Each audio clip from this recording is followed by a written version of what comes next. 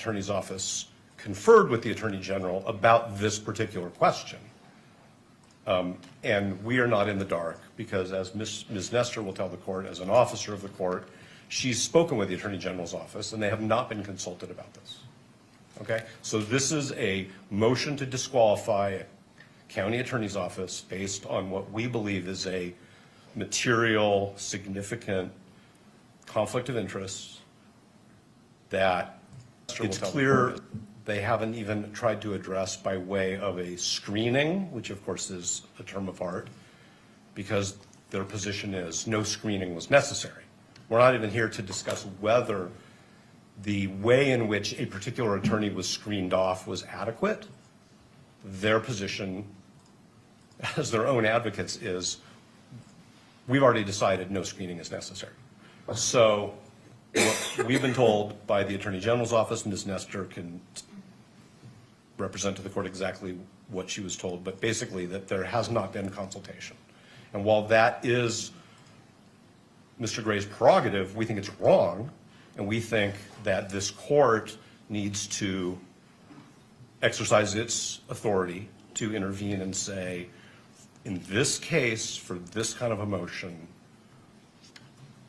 the court needs to hear from a representative of the state who does not even appear to have a conflict of interest. So that's our preliminary statement about these issues. And again, I hope I've avoided saying anything that should have been said in a closed hearing. I think I was pretty good about that. So that's where we are before we even get into the litigation of it. And I don't want to be formalistic, and I'm certainly not trying to be confrontational, but I think actually what we think the court should do is the court should strike the Utah County Attorney's response to our motion and direct the Attorney General to take up the responsibility for responding to our motion in whichever way clearly non-conflicted attorneys representing the state think they should, how it should be responded to. And if I've muddled, I always say this, Your Honor, if I've muddled anything or confused anything, please say so and I'll try to clarify. Thank you. I do have some questions for you as it relates to this. I wish to consider all the authority that you wish to cite to. I mean, obviously you came into this hearing knowing that this is something you're going to present, and this court wants to be efficient with time, but thorough.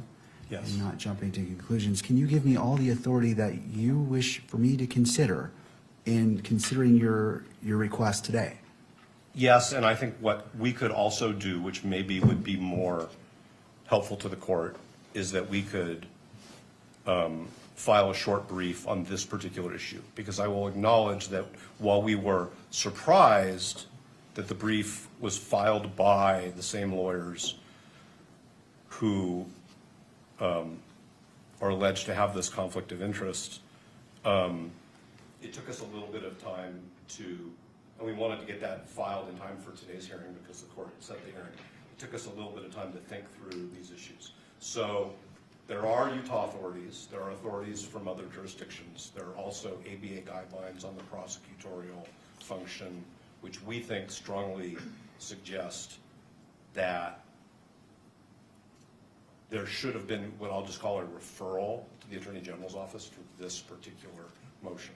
I can stand here and I can give the court. If you're just tuning in, sections from the ABA they are debating whether the prosecutors should be dismissed through conflict of interest. That's why they're in court today. And come back out and make a decision. So if it would benefit the court for us to file something, and I don't mean in a month, I mean very soon, so that the court has thoughtfully presented points and authorities, we're happy to do that. As far as I know, the only people who've traveled out of town for this hearing are Mr. Burt and myself. So I'm thinking about the convenience of witnesses in the court and counsel. It's important that we do this in a way where the court has the opportunity to make a thoughtful, reasoned decision, as Your Honor always says. So that would be our proposal, is that if the court is open to receiving authorities, that we recess this hearing for, whatever meets the court's schedule, whether it's a week or 2 weeks or a few days, and we can provide the court with something, and we'll come back.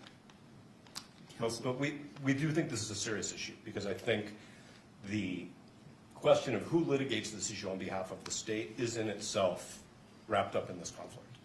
And we want everybody to get this right.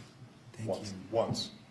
My question for you is, knowing this, why didn't you file a motion prior to today's hearing, knowing that the court would be in this position based off your request, to prepare the court, prepare opposing parties, and to be efficient in our use of time? I'm trying to understand. I understand what you're saying, and I understand that things evolve, but I'm trying to understand why that wasn't filed in advance of the hearing to put the court on notice at the very minimum, and just to allow the court to do what the court does. I hear what the court's saying, and I think we can take responsibility for not sufficiently presenting the authorities that we think compel what I've just suggested should happen. We noted in our reply brief that the county attorney should not be representing themselves. And that's probably an inadequate message to the court.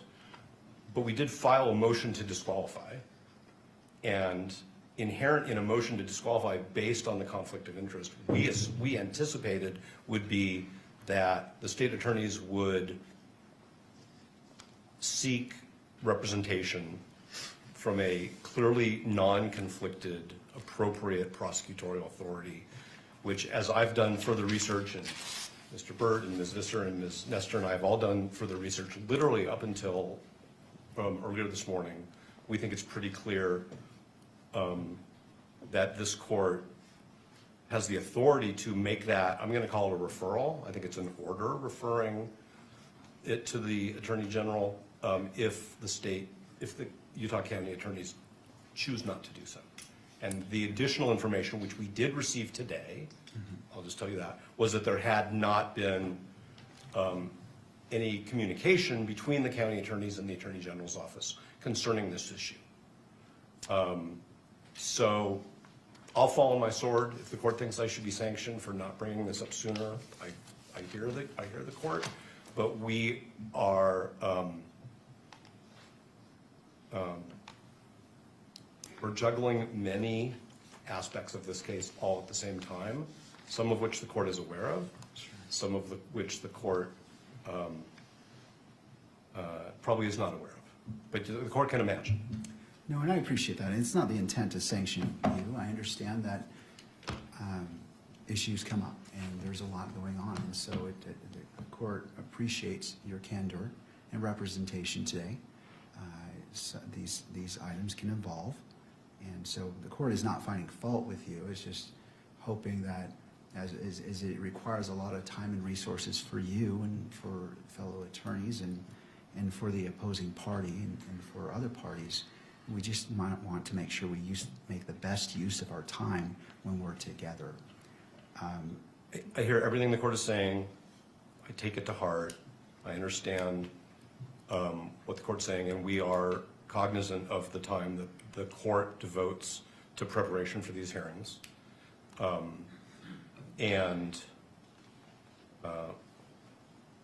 that's all I can really say. Sorry.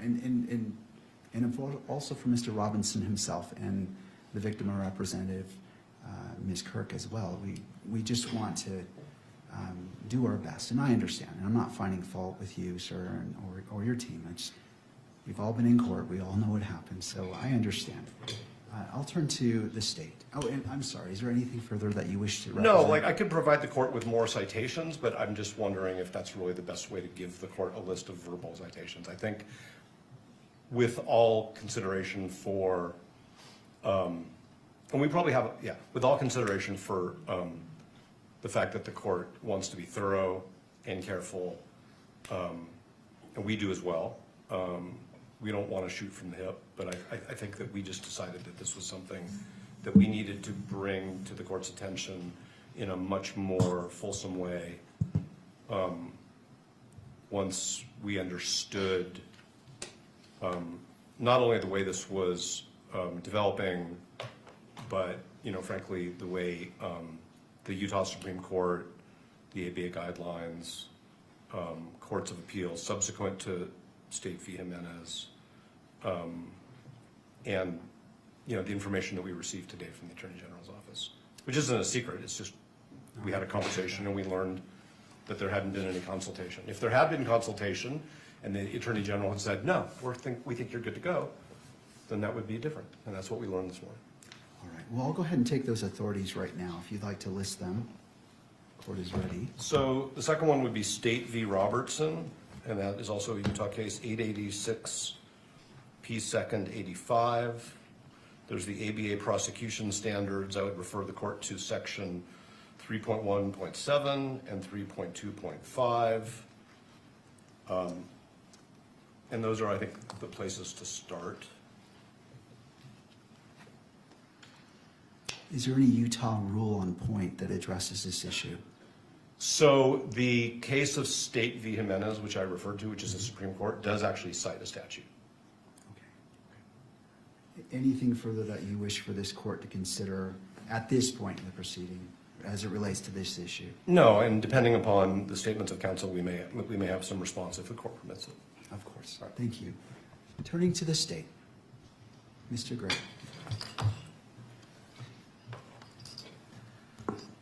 Your Honor, I'm not sure why this is coming before us today.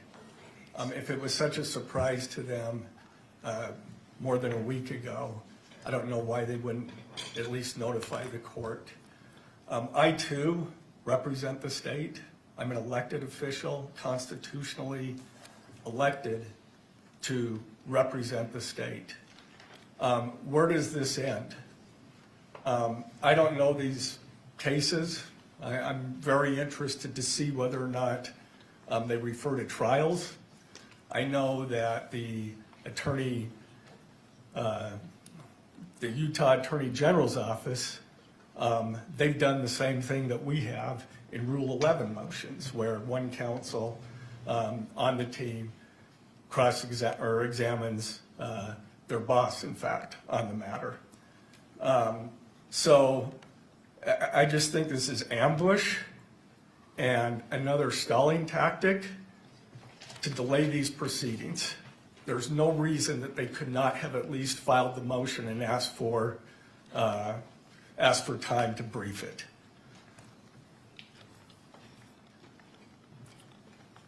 And where does it end? Do we get to respond to their motion to have the Attorney General's office respond, or does the Attorney General's office have to respond to that one too? I'm not, well, anyway, I've stated my, it should have been done far earlier if that was their case, if that was their claim. And if I could just turn the time over to Ryan in case he has something else. Thank you, Mr. Gray. I do. And excuse me, this is, we're tag teaming this somewhat because it's a surprise to us as it is to the court. But in the 5 minutes I've had to read Robertson and Jimenez, which could have been provided to me before this hearing, it looks like those cases don't stand for conflict of interest cases. They're actually, does the Attorney General's office have authority to prosecute cases that occur within a prosecution district or county attorney's jurisdiction? And the answer is yes. It's not about taking conflicts from the few minutes I've had to read those cases. I do want to state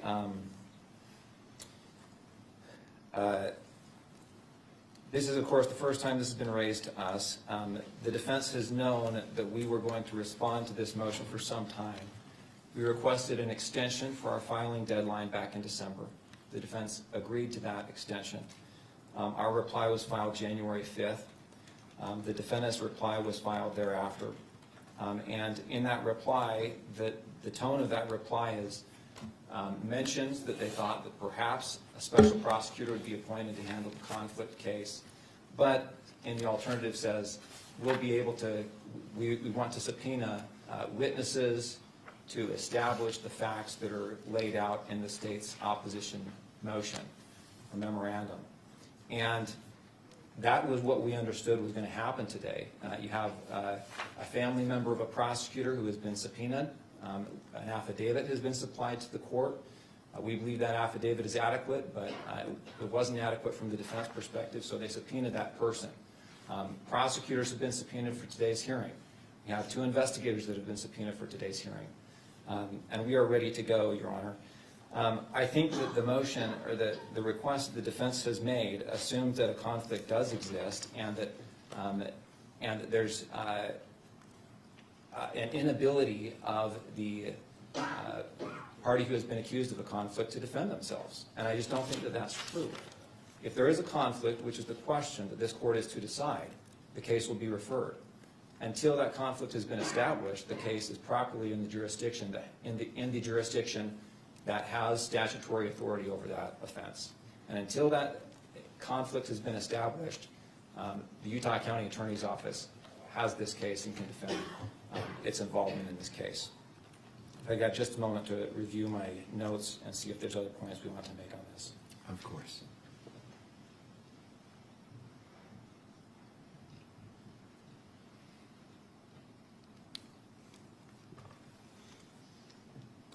There is one other point I wanted to make, which is the idea that the case would be referred, that alleging a conflict would cause a special prosecutor to be appointed. That really assumes that there is a conflict, and until that conflict has been established, there is no duty for the case to be referred to another jurisdiction or another special prosecutor to handle. And it raises some of the issues that have been brought up in some of the case law regarding creating or alleging conflicts. There's a lot of case law that talks about how it can be a tactic to try and remove cases from one prosecutor's authority to find a more lenient prosecutor, find a more favorable prosecuting authority that's not going to seek, for example, in this case, the death penalty. And there's a lot of case law that talks about you can't call opposing counsel as a witness in a case unless they're absolutely necessary. And the reason is because it can be a forum shopping effort. And we're concerned with that same kind of motivation or tactic that could be used in this case or other cases like it. Anytime you, as opposing counsel, you don't like the offer you're getting, the way the prosecution is being handled, you allege a conflict of interest, and all of a sudden the county attorney's office has to spend $10,000 to hire a special prosecutor just to handle that one issue, regardless of whether or not it's supported or whether or not a conflict exists. That's a concern we have. Your Honor, we're ready to go forward today. We think the evidence that will be presented today will illuminate the issues adequate that Your Honor can make a decision about whether or not a conflict exists, and we don't need to delay this proceeding any further. We're confident the court will see the facts as they are and be able to make that determination. Mr. McBride, so the motion has been made by defense to continue this hearing to allow the filing of a motion addressing more fully this issue. And to that request, what is the state's reply? We object to that motion to continue or to strike. We ask the court to go forward today. We think the motion is untimely. The court or the prosecution has subpoenaed witnesses, and every delay that happens, the witnesses that we have now family members of the prosecution being subpoenaed. These people are ready to move forward and get this out of the way. The longer we delay this, the more anxiety that this procedure has. All right, thank you, Mr. McBride. To defense, any response? Yes, John, thank you. First, I want to say this is not about seeking a lenient prosecutor. This is not about tactics at all. And it was actually the county attorney's office who informed us back in October that there was a family member of a prosecutor who was present at Utah Valley University at the Charlie Kirk rally and experienced and witnessed certain things. We didn't make this up out of whole cloth. We didn't grab onto some piece of discovery and say, a wedge, a tactic.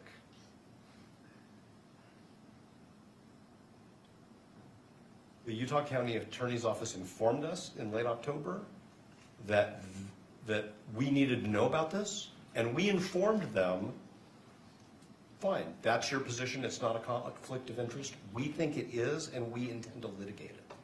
So it's not a tactic, it's not something that we've made up out of whole cloth because, like I said, we found a needle in a haystack. It's something that they properly brought to our attention, but we firmly believe that the law supports the conclusion that that particular prosecutor should have been screened off. There's good case law on screening, which we did fully cite in our briefs in a timely way, and there was no effort to screen off that prosecutor, and that has now created a problem for the whole office. That is not made up out of whole cloth, and like I said, it's not about tactics or lenience or delay. This isn't delaying anything, at least on our part. The other thing that I want to point out is to say that until this court decides there's a conflict of interest, somebody else shouldn't be handling this issue is circular. Because by that point in time, the court would have already allowed the conflicted attorneys to represent the state in a hearing on their potential conflict. So I actually think the way you avoid that circular argument and the sort of harm that arises if the court were to find that there is a conflict is to at least temporarily have the Attorney General's office handle this. Yes, Mr. Gray is an elected official, but that doesn't mean that his office doesn't have a conflict of interest. Conflict of interests arise. A judicial officer decides to become a prosecutor. A prosecutor decides to become a judicial officer. That's actually where most of the case law comes from, as Your Honor knows. A defense attorney changes careers and becomes a prosecutor. There has to be a screening. The case law is very clear that the screening has to be adequate. There's been no screening here because Mr. Gray decided we don't think there's a conflict of interest. And what we're saying is it's not a needle in a haystack, it's not a tactic, it's not a fiction, it's not a thin reed. The evidence that the court has suggests, number one, that there's a very good possibility that as a legal matter there's a conflict of interest. That's why we need to have an evidentiary hearing, because the court doesn't have all the facts. And number two, that the Utah County Attorney's Office, because they decided early on, without consulting with anybody, that they didn't have a conflict of interest, didn't put any screening mechanisms in place. And so I understand that they want to defend the decisions that they've made, but the question is, shouldn't the state be represented by somebody else in the course of this court resolving whether those decisions were right? Because to quote the law and to quote the ethics, the Utah County Attorney's Office is now serving two masters. I don't like that word, but that's the word in the doctrine. They're representing themselves and they're representing the state of Utah. And that's why the Attorney General or somebody else designated by the Attorney General should be representing them in this matter. And I do want to say one more thing, if I may, Your Honor, and I appreciate the court's patience. I think that the way we raise this issue in our reply brief is not as accommodating to just letting it go as counsel suggests. What we said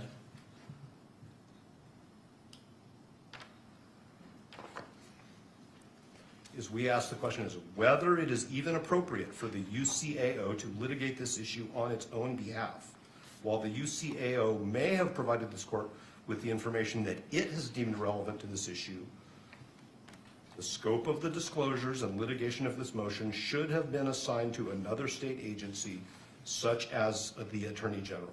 We didn't suggest that this court should appoint a special prosecutor for all purposes, or that the filing of this motion means that the Utah County Attorney's Office is automatically disqualified from the litigation. That's the point of the motion, is whether they had a conflict of interest, and if they did, whether they handled it.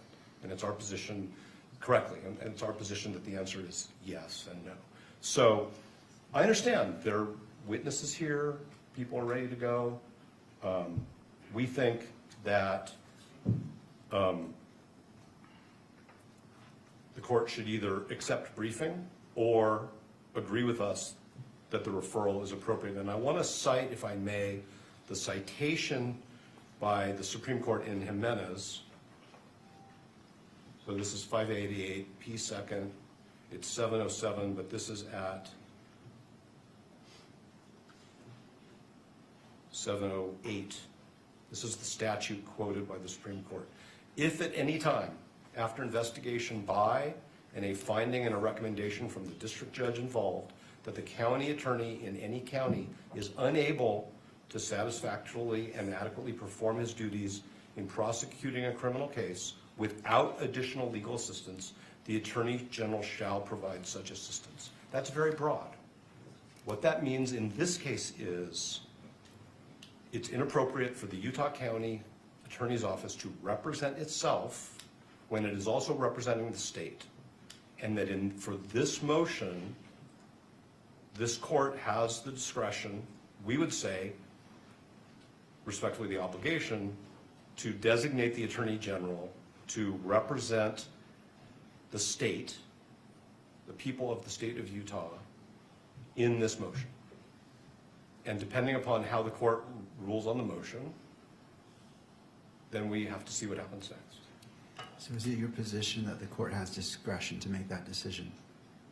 I think that the court has the discretion to say to the Utah County attorneys, you shouldn't be representing yourself in this case at this stage as to this motion only. Continue to do what you do while this motion is pending, and we will resolve this motion. I am not suggesting that they should stop the work that Mr. McBride talked about preparing discovery, having their agents interview witnesses. We want to get this motion resolved in a timely way. It is not a stalling tactic. But I'm not saying, let me be very careful, because I don't want to misinterpret the court's question. I'm not saying that whatever this court decides is the right decision because the court has discretion. We believe that the law requires that the county attorney's office be represented by somebody else for this motion. What I'm saying is the legislature gave the court the authority to compel that when the state attorney and the attorney general haven't done anything about that yet. I'm not saying that the court, I mean, I don't know what the standard of review on appeal would be, so I'm not just saying it's an abuse of discretion standard. What I'm saying is the legislature gave this court the authority to direct, refer to the attorney general representation in a criminal case where there's a showing of a potential conflict of interest. And I've been a criminal litigator, although on this side for a long time, so I understand what counsel's talking about is sometimes defendants come up with questionable grounds and move to disqualify. And I don't think that that's a finding that the court can make in this case. It was actually, as I said before, the Utah County attorneys who were concerned about this enough that they brought it to our attention. We have profound disagreements about the significance of the conflict and the way it was handled. Okay? And otherwise, I think I would be repeating myself if I said anything more without answering a direct question. All right, I just have a brief question. Do you have your witnesses here today? All the witnesses are here. We have no problem as a pragmatic issue going forward. Our witnesses are the subpoenas that we served, which were filed with the court. So So to be clear, I don't think the court is inferring this. We're not unable to proceed if that was the court's conclusion. We are prepared and the witnesses are here. I'm just saying we think that it would be improvident and it could result in errors of law and it could result in problems down the road. Thank you. Do you need any additional time in regards to your argument to continue this hearing based off the citations you've provided, the authorities you've provided the court? 1 second.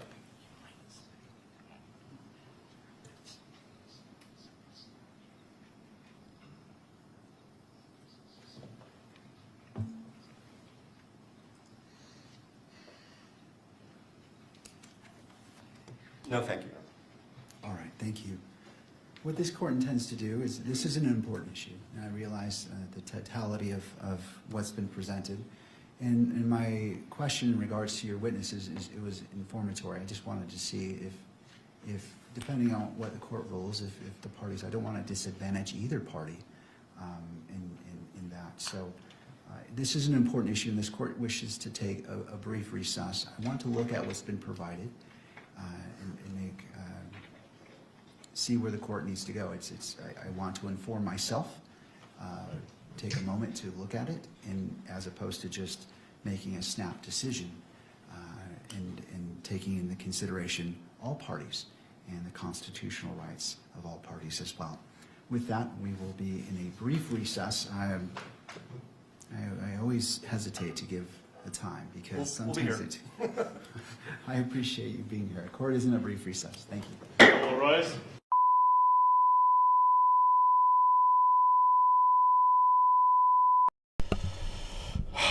So the court's in a brief recess. What's happened is the prosecution's ready to start proceedings, opening statements, get the witnesses in, etc.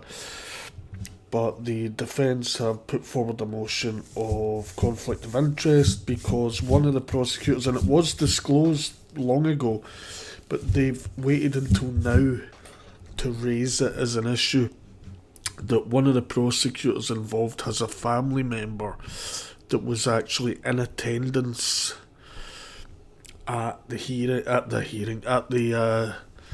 event where Charlie Kirk was assassinated. So for now the court has went into recess, and the judge didn't specify a time. He said a brief recess, so we'll see how long that is. Lovely colourful screen here. Let me know what you think. I mean, like,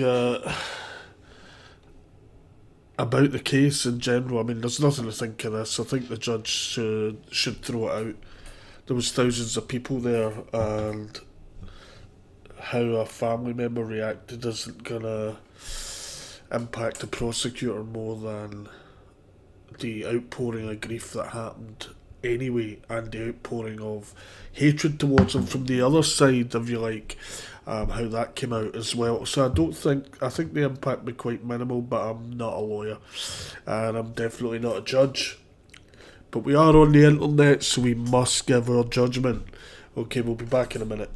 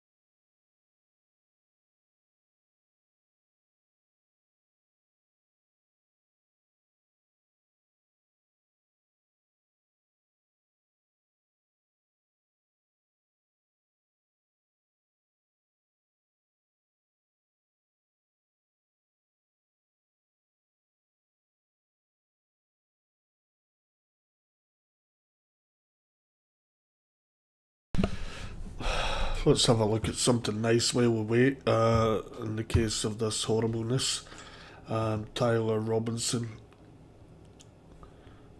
on trial. It's happened quickly, but it's also taken a long time, hasn't it? There's very little question of his guilt, so I think we all know he did it. There's no issue with that. Other than Candace Owens, she comes up with some crazy theories, but she's legitimately insane. Frankly, Candace Owens is a total nut job.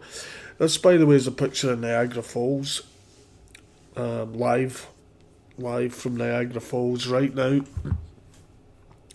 while we wait for the court to come back in session.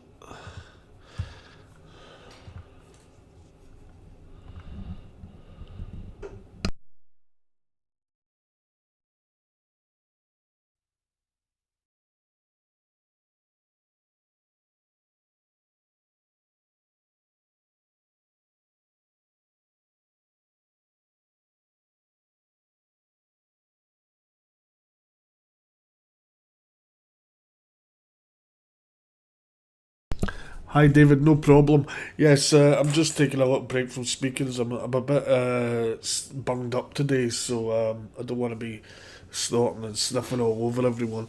But good to see you, David. Yeah, we're just checking this out. The trial is starting for Charlie Kirk's killer, but the defence has, tabled a motion for a continuance so that new prosecutors can be appointed because one of them has a conflict of interest. It's a bit silly, but it's the kind of thing lawyers do to delay, especially when they're on the defence, because they want witnesses to be unattainable after so long, don't they? So defence, in general, the general vibe of when it comes to criminal prosecutions is that the defence will try and delay and prolong the process for the trial actually starting, so that it's harder to get witnesses to come in, or so that it's easier for witnesses that maybe have a bad memory to change their story, even deliberately or accidentally. Anything they can to, and that's fair enough. That's what the defence should be trying to do, but that's what they're doing today. So let's see where it goes. But it's good to see you, David.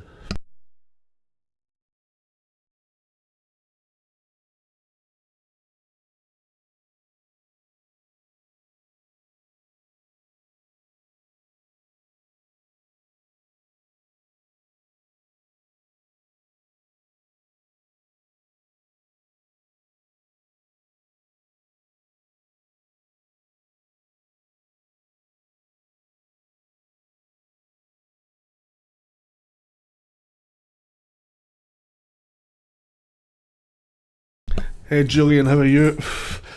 Same thing I was just saying to David. So Charlie Kirk trial is starting. We'll be here for it, that's for sure.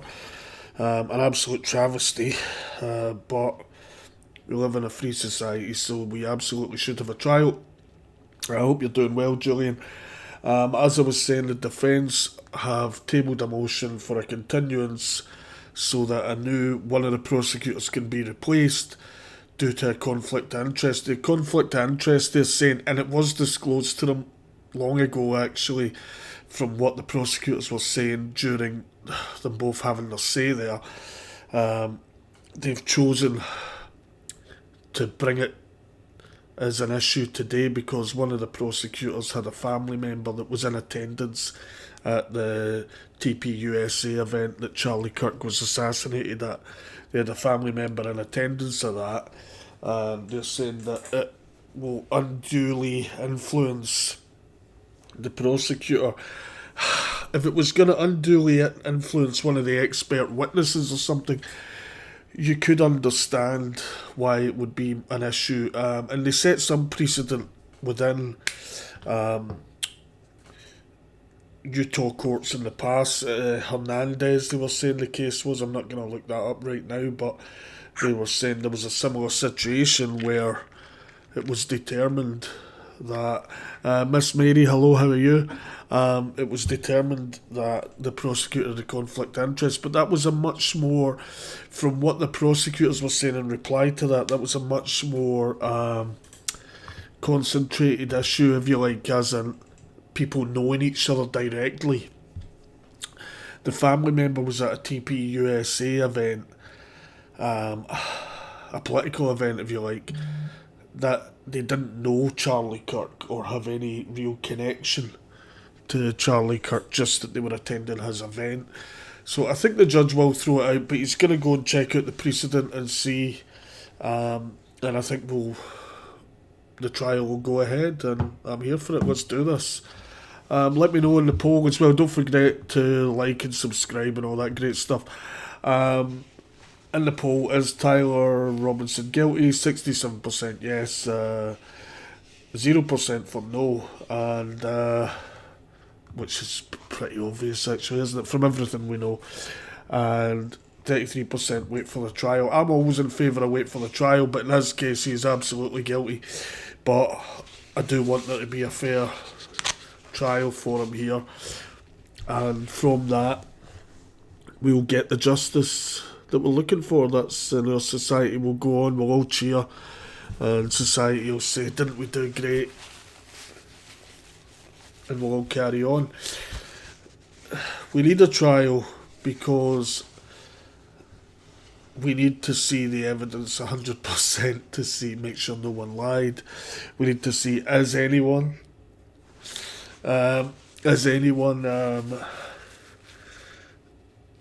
else involved? Will that come out in the trial? It doesn't look like it. It looks like a bit of a lone nut. Even his transgender girlfriend, boyfriend, whatever you like, thought he was crazy for doing it, it looks like, and might actually be a witness for the prosecution. David says Secret Service are in on it too. LOL, he does put at the end, so just so you know, he is joking. So just let Candace Owens know that David doesn't think actually that the Secret Service were in on it, but I'm sure that'll be Candace Owens' next theory. We could have a look, if it's going to be a long delay, we are looking at Niagara Falls here, but if it's going to be a long delay, we could look at Candace Owens and some of her crazy theories again, not about this, because I find it disgusting that she's trying to cash in on her friend's death by having these clickbait episodes where she can just put out anything she wants. It's ridiculous. She wholeheartedly has bought into all of the conspiracy theory people that come on her channel, and she's all for it. She's there for it. She'll come up with any conspiracy theory you like. She said dinosaurs are lame and gay. Fake and gay, sorry, not lame. Fake and gay, and we covered that before on the channel. She is totally batshit out there. She doesn't believe that we landed on the moon, and any other craziness you want to talk about. She's very articulate, and I must say she's reasonably likeable, but come on. She calls the upper atmosphere the firmament, like we're in the 1800s. What next, Candace? Is it going to be the rapture? Get a grip. She's entirely and utterly insane. Or she's a grifter. She's faking it. I could do that right now. I could start faking it, and instead of talking to you normal, reasonable people become friends with on the channel, we could get a load of lunatics in here. We could do sensational thumbnails and be like, aliens killed Charlie Kirk, and then zoomed off in the Eiffel Tower back into space, avoiding the Jewish space lasers on the way. It's just ridiculous. David's saying Starmer raised recall age for veterans to 65. No, he never. Is that real? All my Royal Marine veteran friends are a bit miffed. That's not real, is it, David? Is that breaking news? He can't have. Is that another Candace Owens conspiracy, David, or is that a real thing? Can't be real. 65, get a grip. Well, he might need them, because who's going to fight for his country right now? Another thing we were going to talk about today, if we got to it, was, but I didn't realise just how sniffly I am today, so it's making it a bit difficult. Eva Vlaardingbroek, if I'm butchering her name, don't care. I vaguely heard of her a couple of years ago when I saw her have an interview with Tucker Carlson. Do I agree with everything she says? Nah, I don't agree with everything anyone says. But she seems pretty reasonable, and some of the things she's saying are entirely spot on when it comes to way too much immigration, and it pushes people into the arms of bad actors, whether that's her or anyone else. But she's been banned from entering the UK. Bear in mind, just a couple of weeks ago, we were covering that El Fatah was allowed to come to the UK. We threw British citizenship at him like it was a kid in a candy store, and we were just dishing him out to anyone that hates us to come. He's welcome, not just to come, but to have citizenship, and so's anyone that just shows up on the doorstep. But this girl says stuff that is inflammatory to a certain kind of politics, and she's banned just for having opinions. It's not right, it's not good enough. She's Dutch, and I tell you what, if she was in any way, if she was a radical preacher from anywhere in the Middle East, she'd have still been allowed in, as long as the public didn't notice and there was no public outcry. My question on her is, who was it that went and took it upon themselves to sift through her social media and go, yeah, we're banning her? Name names, don't just say Britain banned her. Who did it specifically? Because it's come to a point where the British people aren't represented and their actual opinions aren't represented, but what's represented is the opinions of a small elite of uber liberal crazies that then decide to do things in everyone's name. And remember, the case for those people has always been, they don't want to bring down the establishment, they want to be the establishment. So as long as they get to be it, they want to keep all of the systems in place that allow them to then go and arrest people and that don't agree and don't go along with a narrative, and outright just ban this girl. But at least now we know what the standard is for who's allowed in and who isn't. The standard is, you criticise this government or you have any right-wing opinions, you're banned from the country. Okay, so what counts as a right-wing opinion? Last I checked, some right-wing opinions that I've looked up recently are things like homophobia. Now, there's a massive group of people following a religion that are hugely homophobic, but there's no restrictions on them coming here on that basis. David says, I want to go to the US and join ICE. Well, they're paying good money, and I tell you what, I'd do it myself as long as I got to wear the mask. Because I tell you right now, the stuff that's happening to those people, and the way they're doxxed and their families are put in danger for enforcing the law is ridiculous. David also says Starmer can't handle being butthurt except when he is with Lord Ali. Lord Ali being a big campaign contributor that buys Keir Starmer and his wife stuff, which is just creepy, incredibly creepy. But thanks for keeping it going, David. But yeah, let me know what you think of Eva Vlaardingbroek. I mean, my opinion is, if she goes to Britain, do I care one way or the other? No. But what I do care about is I don't think she should be banned from coming and going as she pleases from any Western country, because what's she doing wrong? Nothing. She's got an opinion that they don't like. And it's like, I was watching Trigonometry, and one of the episodes they had a guy on, I've forgotten his name, and he was a Muslim guy actually, but he was saying people know hate speech when they hear it. Well, I don't always, and neither does he, because people like that will sit there and they'll say things like the problem with white people. Well, in my opinion, I find that quite hurtful and hateful, that you would group me and everyone else with the same skin colour as me together and say we're all the same. Because we're not. It's the same when you talk about white privilege. I grew up in abject poverty and everyone around me was white. And we all grew up in abject poverty and we spoke slightly differently to the well-off people in our city. So we were excluded as a group and we were treated as if we were less good, you know, less morally correct than these other people because we had less money. No money, to be frank. And it's a forgotten group to this day.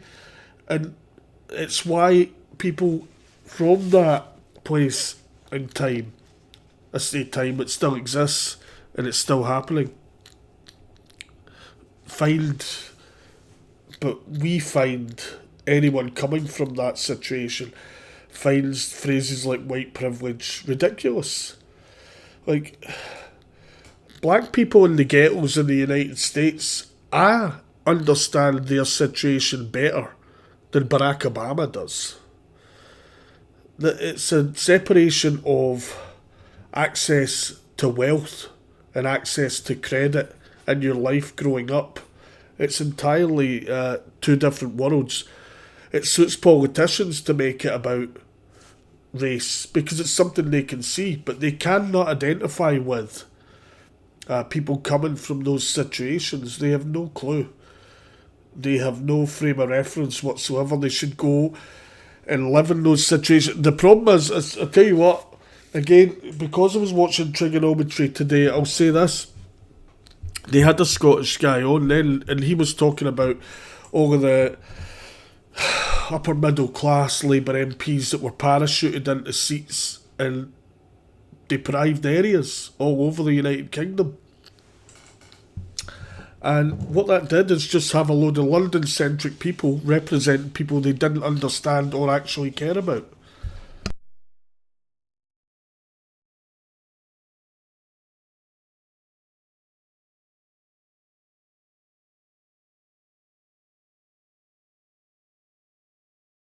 My point on that being, when they then decide they're gonna ban someone like this woman, they don't speak for any of those people, because someone has to speak for them and say it's okay that you're white and it doesn't make you privileged necessarily, especially when you come from a background that wasn't privileged and you feel like that privilege is a word that is inflammatory or a way of separating you from the people that are actually privileged, because that word has connotations from generations of those people. That is a genuine thing that that people don't realise, but working class people talk about it amongst themselves, that the privileged have all the power. Look at the House of Lords. Not just the hereditary ones, all the other privileged ones.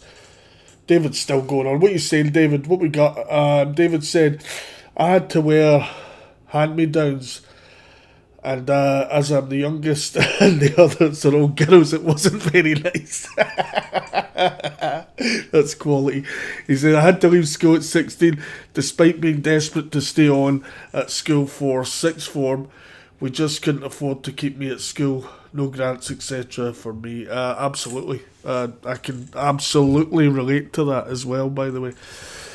I know exactly what you mean.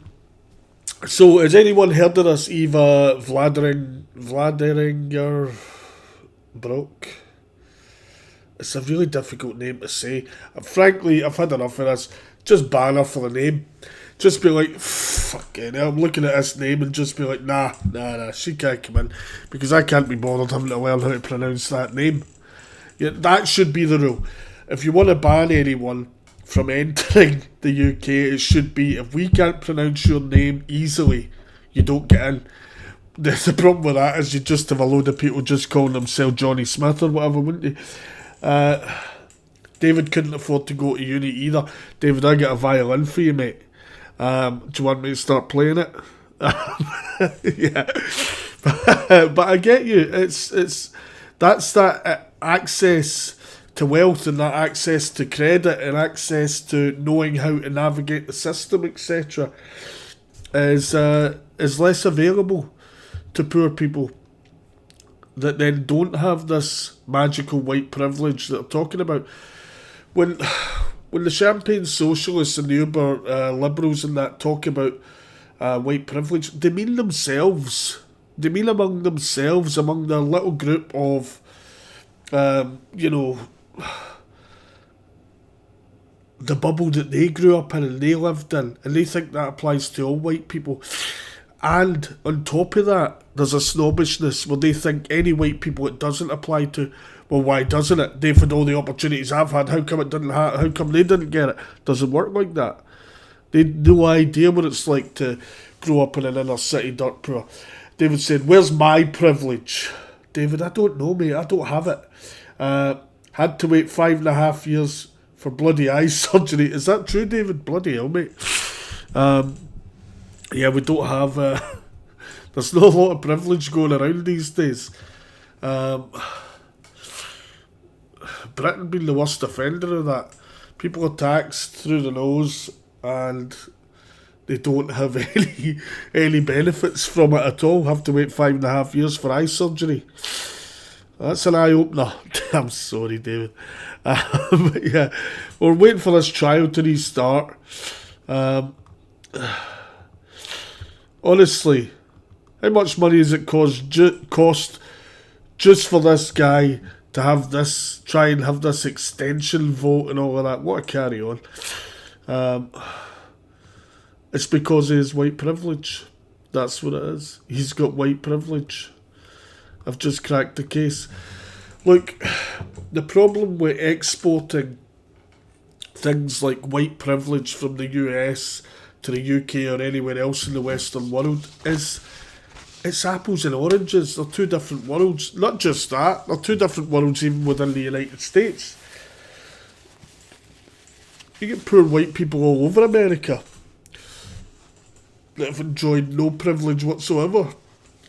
Kentucky, Tennessee, rural backroads, like the white privilege thing is about the coasts and former slaveholders and I get that the privilege, these things always get warped because originally basically what it was meant to be was, someone explained this to me once and it stuck with me. I liked how they explained it.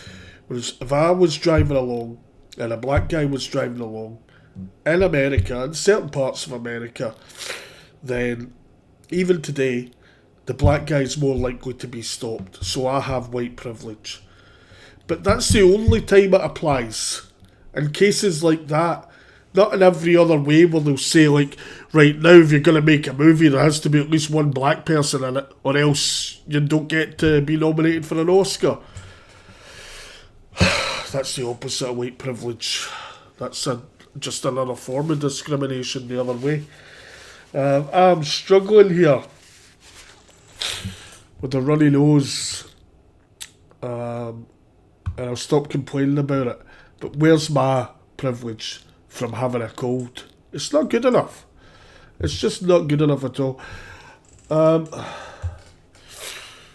going to stop talking for a while. What I will do is, instead of Niagara Falls, we'll really crank up the misery.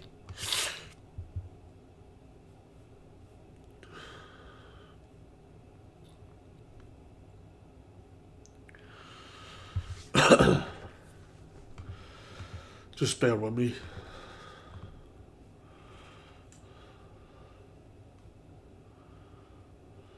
Some protesters out in Minneapolis as well. as usual.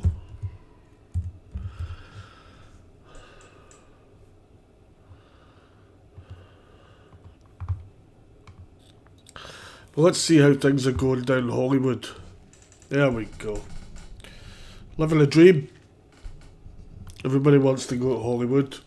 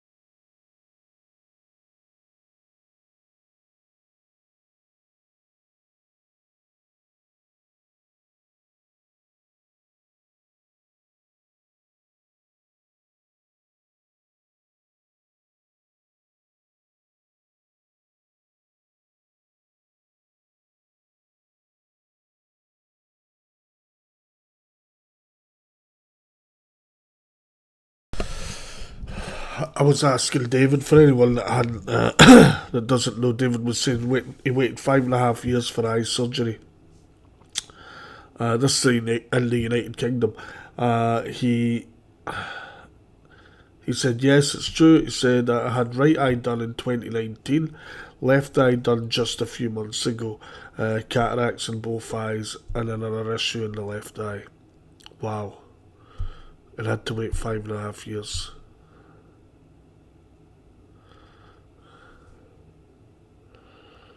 That is, that's pretty shocking, mate. I'm sorry about that. That's where the country's ended up. That's where the United Kingdom's ended up. That's it. And they'll say there's so much pressure on the health system. You let too many people in at once, and it's not just that. It's underinvested in, mismanaged, and money is spent on crazy vanity projects. Like giving aid to countries that already have nuclear weapons and space programs. Stop doing that. There's an example. Stop doing that. See if we can cut the waiting lists. I think it would help. David said spot on the drug dealer. Yeah, I think it was. He looked a bit too healthy to be one of the down and outs. Who's the guy in the suit with a book? He might be like a Mormon or something, or Scientologist. Yeah, you get all sorts down here. It's absolutely insane.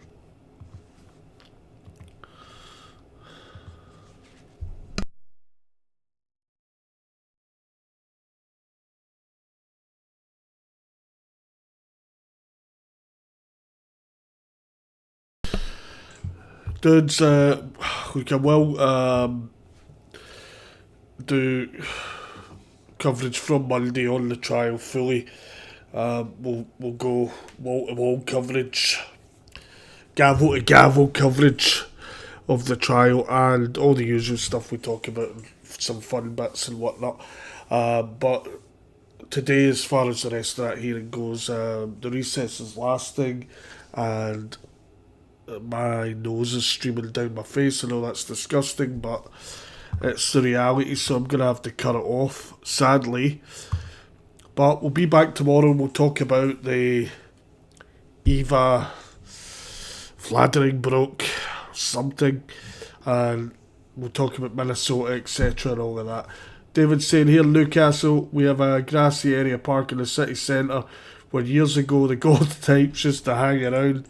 It was always amusing watching them. Yes, that's a good idea. We'll need to find one of these cams with that going on, but this is just as good, if not better. But have a good night, everyone. David said banning Eva was a disgrace. It was a disgrace, but we have to talk about it fully. So we'll talk about it tomorrow, and scarily what we'll do tomorrow is we'll play and react to some of the stuff she said and see if it's really that bad. And then we'll play and react to some of the stuff people have said that have been allowed to come. Wow, that'll be interesting. And then we'll talk about Minnesota, because Minnesota is the world hotspot just now of wokeness. David saying bye David, bye Julian, bye Miss Mary, everyone that tuned in, thank you for coming, I really appreciate you. See you again soon.